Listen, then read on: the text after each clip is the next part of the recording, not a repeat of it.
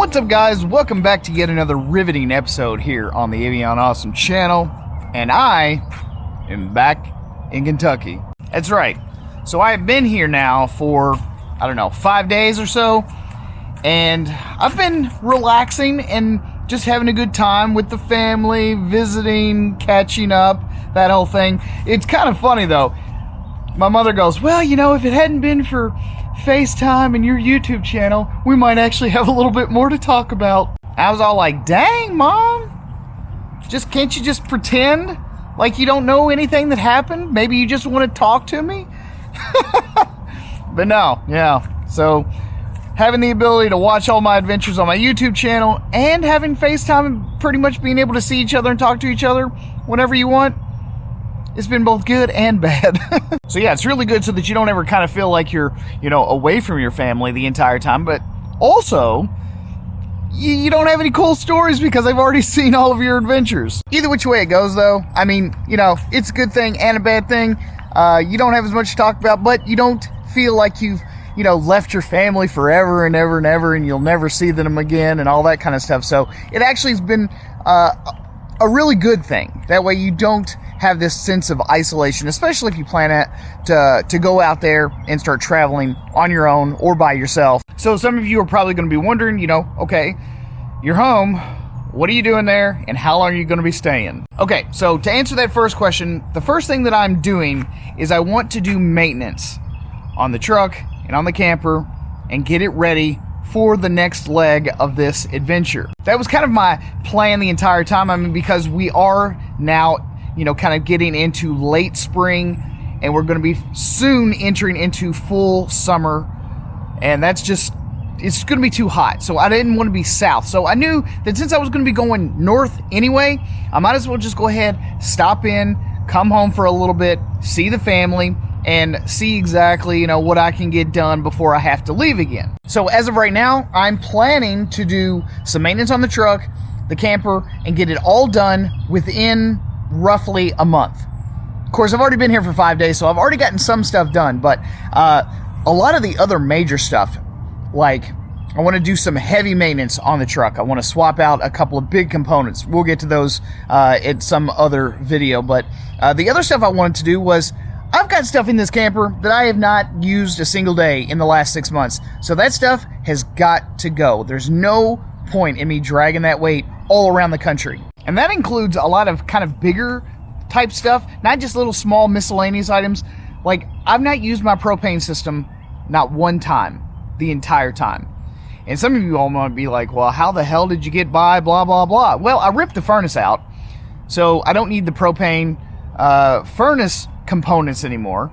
I haven't used my propane stove top or oven not a single solitary time. I've been using my induction burner cooktop this whole time in order to get all my cooking done. So in just a little way, I kind of want to rip the stove out. I already did get rid of the propane furnace. Those things drink propane anyway, so I just use my Little Buddy or Mr. Heater, whatever it's called, Mr. Little Buddy Heater propane thingy, whatever. Not to mention I've got solar, so when I'm boondocking, it just makes more sense for me to use a renewable resource. So when I use my induction burner cooktop, I just plug that into my solar system. I'm only cooking for about 10 or 15 minutes anyway, and then the solar recharges my batteries for the rest of the day. Okay, so a lot of stuff that you end up thinking that you need when you first leave, you don't really need. You think you do, but once you actually get out there and you get into a habit, you kind of get into a routine, you're stopping at different places, you're going to, different campgrounds, you're going to different boondocking locations. And when you do that, you end up finding out that, hey, I really didn't need this, and this. And you start going back and you start looking through all of the stuff that you had originally jammed into your camper, jammed into your truck, jammed into all those storage containers, whatever. And you realize, holy crap, I didn't use a single solitary one of these things. And it's in those moments, it's in those times when you get a chance to stop, you get a chance to maybe go home, you get a chance to stop and see the family or whatever. Those are the times where you've got to go, okay, now maybe, just maybe, I should start getting rid of some of this stuff so that I'm not dragging it from point A to point B all across the country. So that's effectively what I'm doing. But I'm also doing some stuff for the family. While my grandmother is out of town, she's on a little vacay in the Great Smoky Mountains, I'm taking care of her cat, which is what I'm going to go do right now.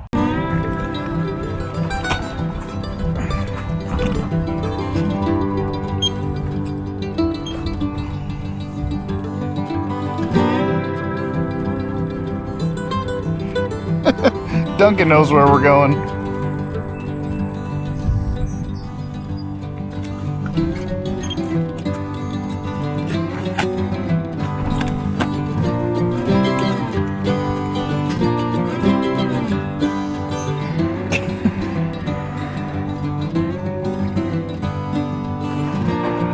So this is Jakey. He's an old cat. He's got to be 15. Maybe 16 years old. He looks haggard. He's got super duper sensitive skin, and he loves this cheap wet food. My grandmother just had one of her cats pass away, I don't know, maybe just a couple of months ago. I think she was like 16 or 17 years old. So these cats are living forever even though they're eating trash food. I don't really get that, and here I am, I'm spending massive amounts of money on like grain-free food for Duncan, and I'm just trying to make sure that it's like all beef and like sweet potato, you know, and she's just buying this crappy, like, what is this stuff? Is this, it's Friskies. She's buying Friskies food, and the cats are just, they just keep on living. It blows the mind, really. And as far as I can tell, they're not having any like real health issues whatsoever. You know, I mean, other than, you know, just age-related stuff, but, you know, all animals go through that. They kind of get emaciated a bit, you know, they start kind of wasting away, which he's doing, but he's been doing that for a long, long time. And Duncan he's pretty scared of these cats. Some of these cats have been really mean to him, so he has no desire to get super duper close. So he's just kind of hiding. He's like, no, I don't like those kitty cats. They're mean to me. Those mean kitty cats, they get you, don't they, Bubby? Do you hear those cats? But Jakey's nice to you. Jakey's super nice. He's never swatted you in the face like Mom's cat. Duster Buster whoops your hind end every time you come in the house, don't you, buddy? Poor baby. And that's a bit of the downside to having cats, in my opinion, over dogs, is that I hate, like, with a passion, scooping a litter box. And not to mention the smell, it's constantly in your place. It's always there. There's nothing you can do about it. It's not like you can just train them to only go outside. They don't care. Cats don't care. They just sit around, they look at you like, bowl's empty, slave. You might want to get on that. Go in there and scoop out my poop, human. Because if you just try and go, look, I'm just going to try and train it to wait, and then I'm going to take it outside, yeah, you let me know how that works out for you. To me, that's part of the best reason to own a dog, is because they can be a bit, you know, trained a little bit better. They will, in fact, wait. But a cat, on the other hand, absolutely will not wait. They're never waiting. There's just no chance of it ever happening. They do what they want, and that's it.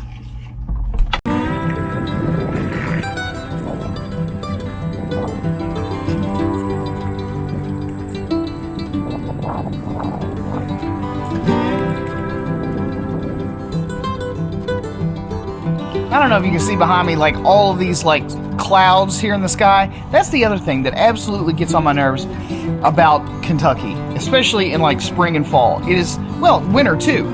It is just gray all the time. So the last couple days we've actually had some sun, so I've been able to get out here and do some projects.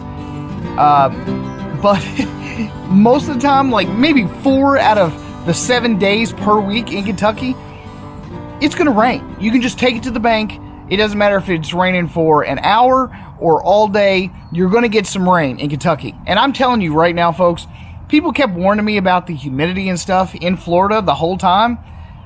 They have clearly never lived in the Ohio Valley. Also, a sad thing happened on my way through Georgia. I don't know where it happened. I don't know when it happened. And I'm not really for sure how it happened.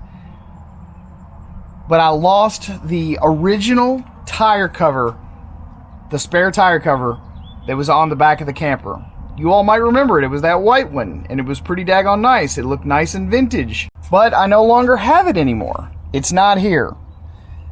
I got to, I think it was like Dalton, Georgia, and when I got up the next morning, it just wasn't here anymore. So I went over to my ex-girlfriend's house and I picked up the old spare tire that was on there. I don't know how old this tire is. It looks pretty old. I'm just going to get a new one put on this rim. I'm going to put it up here, and I guess I'm just going to get a lighter weight tire cover for this thing and call it good. But honestly, that tire cover, like the fiberglass right around where the center hole is, where you kind of crank it down and screw it, it was iffy at best. Let me just say that. So I'm not entirely surprised that it's gone. I'm just really sad that it's gone. I mean, it managed to survive all these years, no problem. And then, you know, you actually start getting out here on the road and living that RV life, and I mean, stuff just starts to happen. And the next thing I need to make a decision on is whether or not I'm going to keep this stove or not. Like I said, I've been using this induction cooktop the entire time. It's just too much easier. It's way easier, in my opinion. I don't use any resource that I have to constantly go back and refill. I just plug this thing up, especially when I'm at a campground. No problem. I use it all the time. And even when I'm running on solar, I just run an extension cord from this over to the solar system, and I run it, you know, for the 10 or 15 minutes that I need to, you know, fry up my bacon or my sausage and my eggs, and then call it good. So really, the only thing that I've used this for, as of this point, is a flat surface and storage. I've been keeping my frying pan down in there. I don't need, at least I don't think I don't need, this big of a cooking device when I'm not even using it. So I'm constantly going, man, you should really go ahead and get rid of it. And then I'm also telling myself, yeah, but what are you going to do with it? And if you don't have it and you need it for whatever reason, how are you going to cook? Well, that's where this thing kind of comes into play, okay? The Weber Q, I think that I'm just going to keep it. If I get rid of the stove, I think I'm going to keep the grill. Because it really is. It boils down to one or the other. I'm either keeping this and getting rid of that, or I'll just keep that since it's already in there and it goes with the camper. And what happens if one day I want to sell this thing and someone's like, well, do you still have the original, you know, stove? And I'm like, no. Or I do the vice versa. I'm also planning to sell all of this camera gear. Alright. I'm not selling my main Fuji film kit. I'm not selling the GoPro Hero. And I'm not getting rid of this microphone. I still use some of this stuff on occasion, but a lot of this stuff gets used so infrequently, I just can't justify dragging it around with me anymore. So, I mean, if any of you guys are interested, you guys just let me know. I've got a couple of Sigma lenses for a Sony camera, which I'm also selling the Sony camera. I'm selling my gently used Beats Solo 3 wireless headphones. I've been out here for 6 months and I've not used them once. And I think I'm finally getting rid of the Canon EOS M50. I haven't used that hardly at all, especially since I got the GoPro Hero 7 Black. It's just been way too small, way too convenient, so I've just been using that instead. And this is actually a phone cage, and it's got, you know, you can put lenses and stuff on it. And honestly, I just haven't used it either. Gotta be honest, most of the phones these days do an excellent job. But if you want your phone to have a few accessories, this is something you'd probably want to look into. And if you're interested in any of this stuff, drop me a comment down below, let me know. Because honestly, at this point, I'm just, you know, I can't justify the weight anymore. I mean, it's just sitting there. Not only is it weighing me down, but it's also taking up valuable storage space that I could be using for other stuff.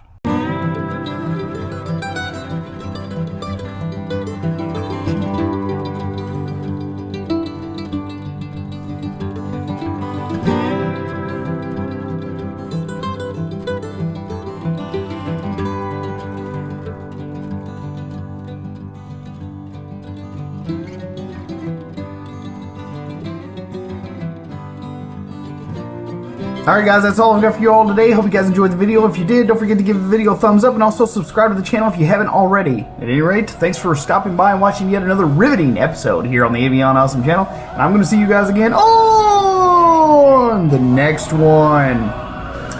Peace.